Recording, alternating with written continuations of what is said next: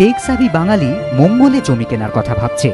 ২১ শতকের এহেন বাঙালির সঙ্গে মঙ্গল কাব্যের সেতু তৈরি করে দেয় ধনপতির সিংহল যাত্রা। রামকুমার মুখোপাধ্যায়ের উপন্যাস ধনপতির সিংহল যাত্রা ১৪১৯ সালের আনন্দ পুরস্কারে সম্মানিত। রামকুমার বাবু যে অভিনিবেশের সঙ্গে সেই যুগটিকে তার উপন্যাসে ধরবার চেষ্টা করেছেন তা আমাদের নূতন করে ভাবতে প্রেরণা দেয়, আত্মসন্ধানের প্রেরণা।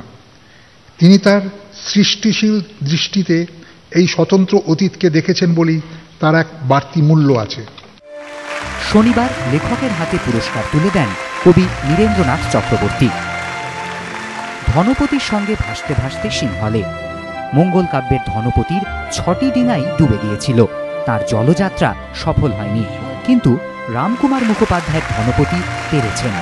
একটি ডিঙায় ভাসতে ভাসতেই ধনপতির সিংহল যাত্রা সফল। স্রষ্টার হাতে আনন্দ পুরস্কার। অতীতকে খুঁজতে গিয়ে বহু পুরনো শব্দ, হারিয়ে যাওয়া শব্দ এবং অবশ্যই বাংলার বলা যেতে পারে ভূগোলটাকে আপনি নতুন করে দেখিয়েছেন এই গল্পের মধ্যে দিয়ে।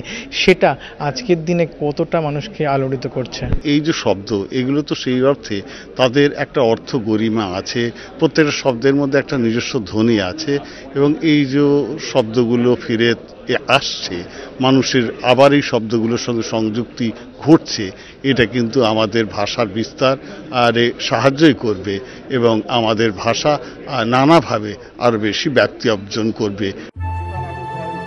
সাহিত্য আকাদেমির প্রাক্তন সম্পাদক রামকুমার কয়েক বছর ধরে চণ্ডীমঙ্গলের এই উপাখ্যান নতুন করে লিখেছেন। হারানো শব্দ কথার শরীর খুঁজে পেয়েছে। অজানা গল্প শোনাতে শোনাতে আপন মনে ভেসে গিয়েছে নদী। কল্পনার সেতু ধরে সে সময় এ সময় হাত ধরেছে।